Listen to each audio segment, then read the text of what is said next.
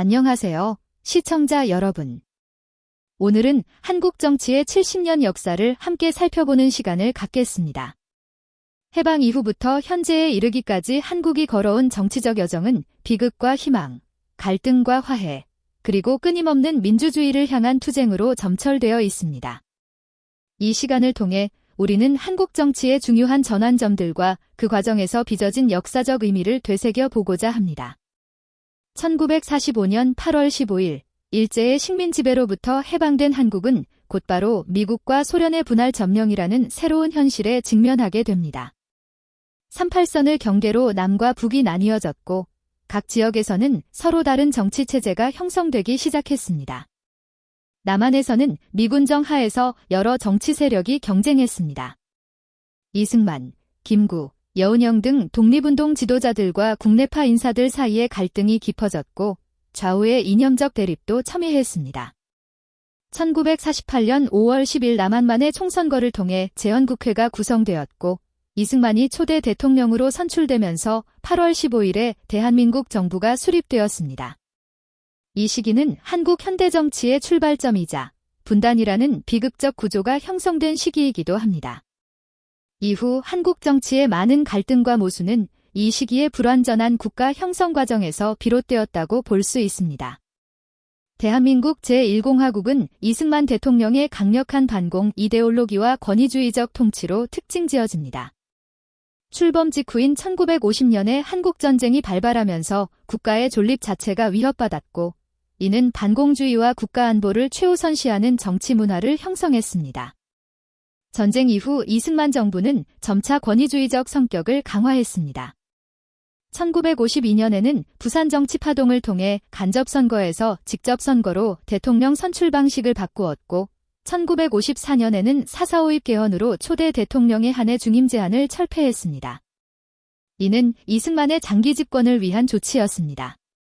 이승만 정부는 친미반공 노선을 통해 미국의 원조를 확보하고 국가 재건에 힘썼지만 정치적으로는 점점 더 독재화되어 갔습니다.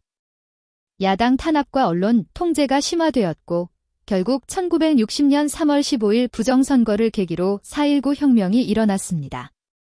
학생들을 중심으로 한 대규모 항쟁에 직면한 이승만은 4월 26일 하야 성명을 발표하고 권좌에서 물러났습니다. 4.19 혁명 이후 헌법 개정을 통해 내각 책임제 정부 형태를 채택한 제2공화국이 출범했습니다.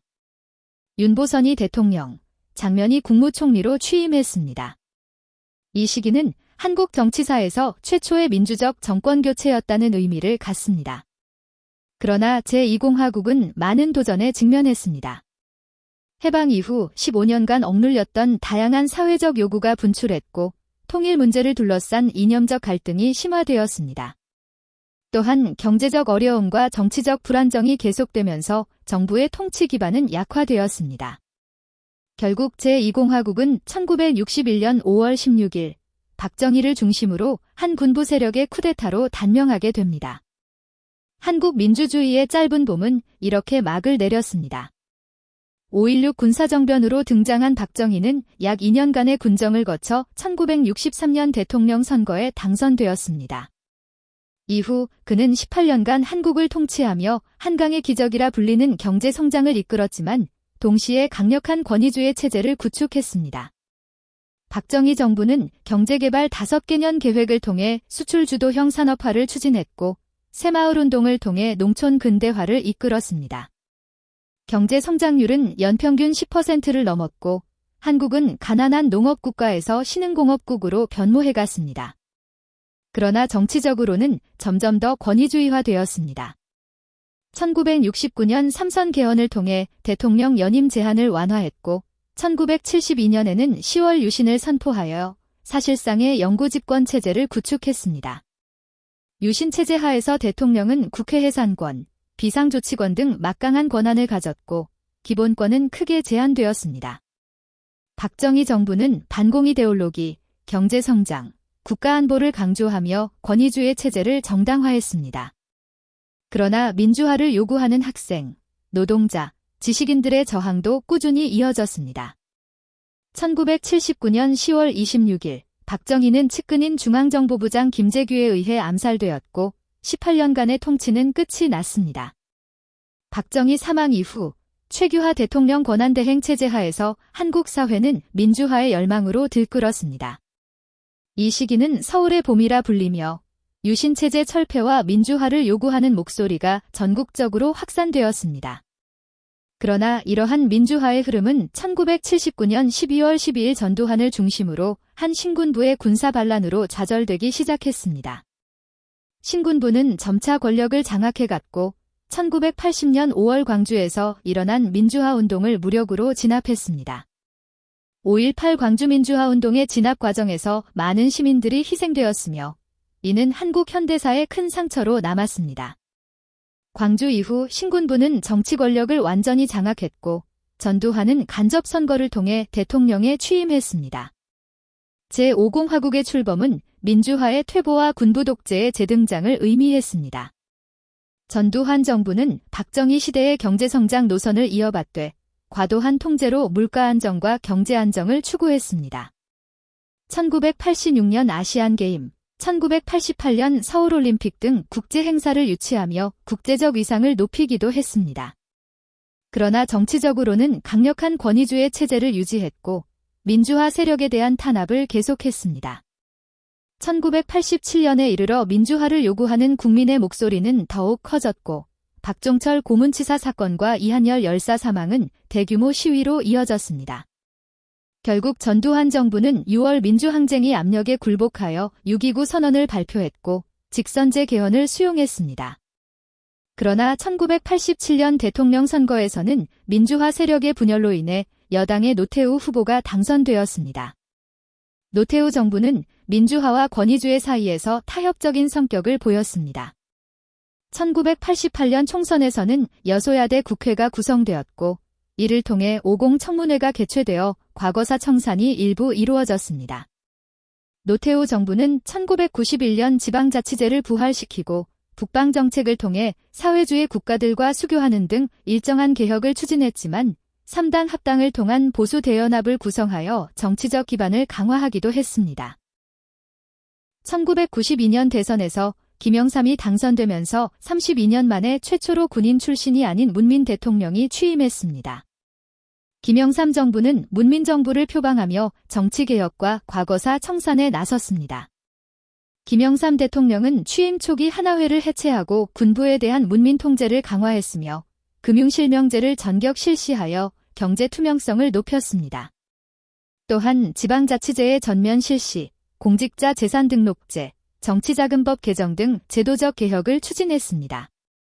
또한 역사 바로 세우기의 일환으로 5.18 특별법을 제정하고 전두환, 노태우 두 전직 대통령을 12.12 군사반란과 5.18 광주민주화운동 진압 등의 혐의로 구속 기소했습니다. 이는 한국 정치사에서 중요한 의미를 갖는 과거사 청산의 시도였습니다. 그러나 김영삼 정부 후반기에는 한보 사태로 시작된 경제위기가 심화되었고 결국 1997년 IMF 외환위기로 이어졌습니다. 금융기관 부실과 기업의 연쇄부도, 대량 실업 등 경제적 혼란 속에서 김영삼 정부는 마무리되었습니다. 1997년 대선에서 김대중이 당선되면서 한국 역사상 최초의 여야 간 평화적 정권 교체가 이루어졌습니다. 이는 한국 민주주의의 중요한 성취였습니다. 김대중 정부는 IMF 외환위기 극복이라는 시급한 과제에 직면했습니다.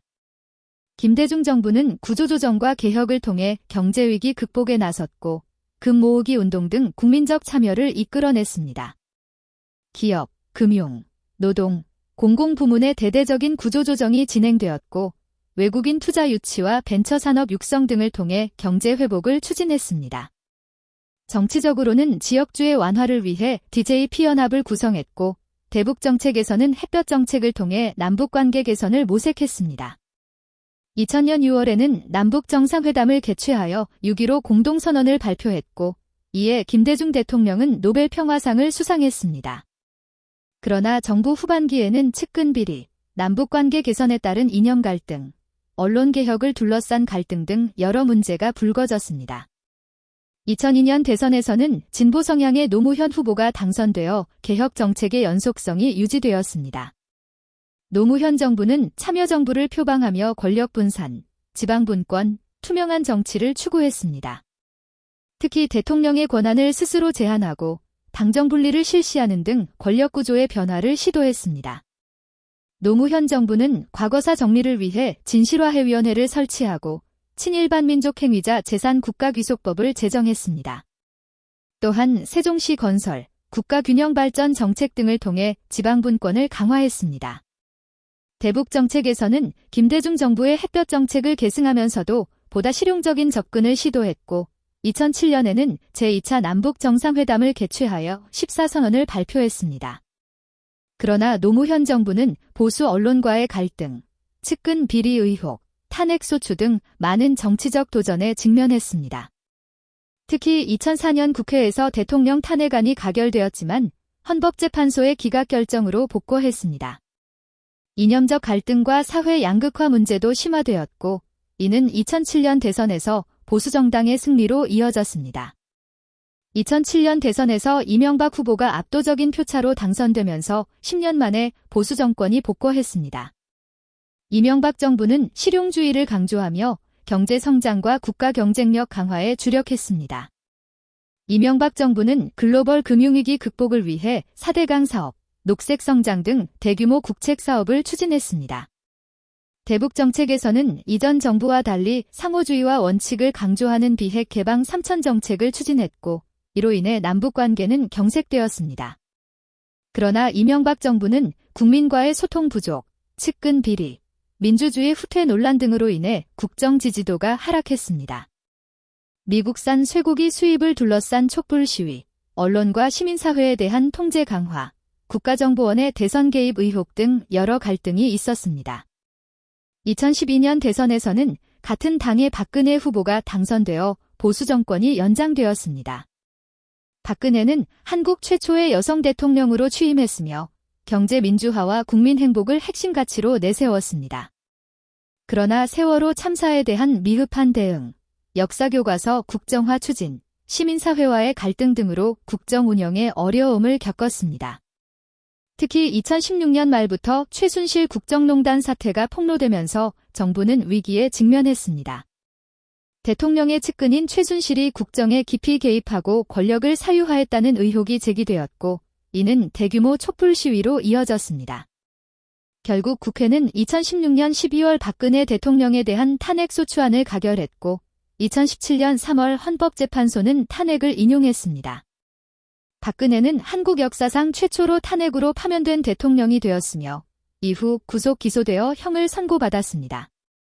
이 과정에서 광화문 광장을 중심으로 진행된 촛불 집회는 평화적이고 질서정연한 모습으로 한국 민주주의의 성숙함을 보여주었습니다. 2017년 5월 조기 대선에서 문재인 후보가 당선되었습니다.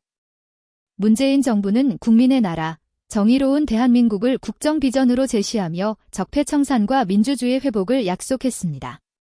문재인 정부는 권력기관 개혁, 공정경제, 한반도 평화 프로세스 등을 핵심 과제로 추진했습니다. 최저임금 인상, 공공부문 일자리 확대, 재벌개혁 등 경제민주화 정책을 펼쳤고 검찰, 경찰, 국정원 등 권력기관 개혁에도 나섰습니다.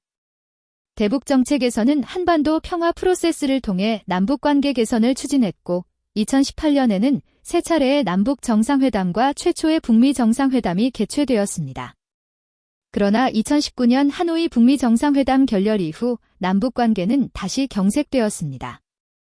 문재인 정부는 코로나19 대응에서 K방역이라는 모범적인 성과를 보였지만 부동산 가격 상승, 청년 일자리 문제, 이념 갈등 심화 등의 과제를 남겼습니다.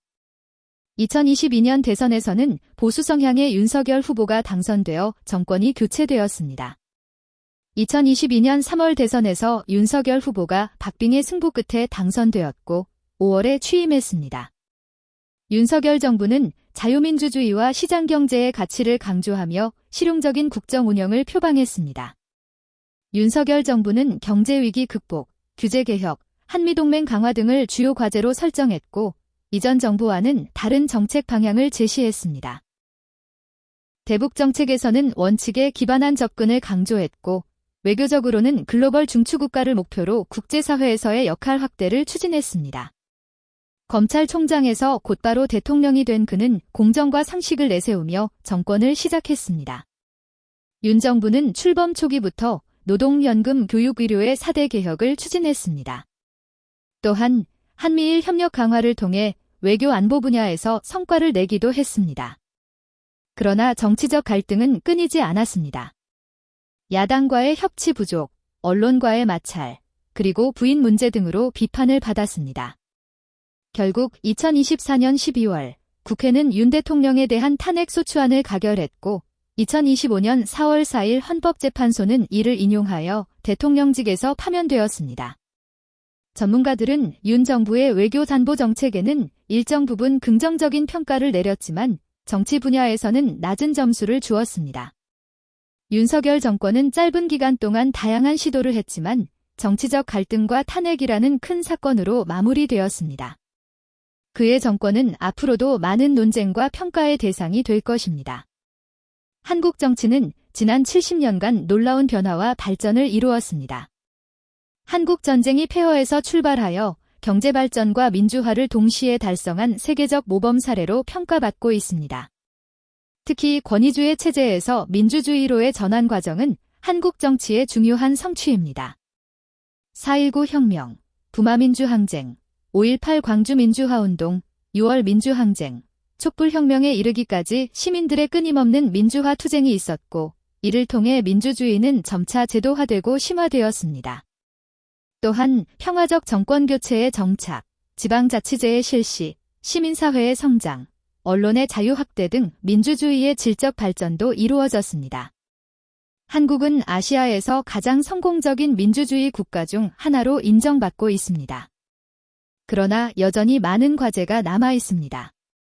지역주의, 이념 갈등, 사회 양극화, 정치 불신 등은 한국 정치의 만성적인 문제로 지적됩니다. 또한 저출산 고령화, 청년 실업, 기후변화, 외교안보 환경 변화 등 새로운 도전에 직면해 있습니다.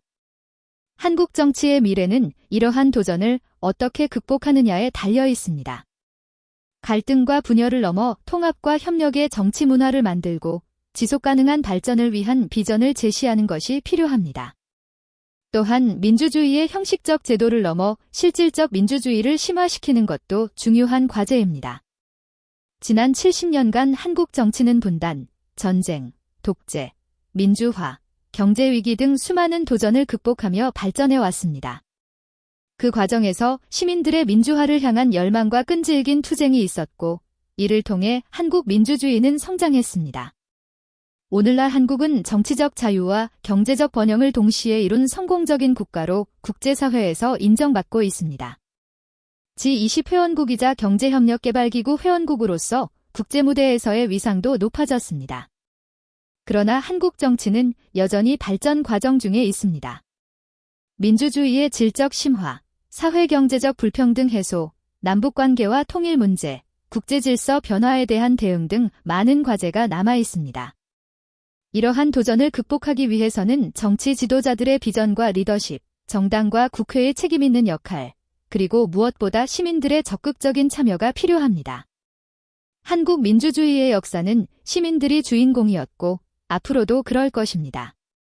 한국 정치 70년의 여정은 고난과 좌절도 있었지만 그보다 더 큰 희망과 성취의 역사였습니다. 이러한 경험을 토대로 한국 정치가 더욱 성숙하고 포용적인 민주주의로 발전해 나가기를 기대합니다. 시청해주셔서 감사합니다.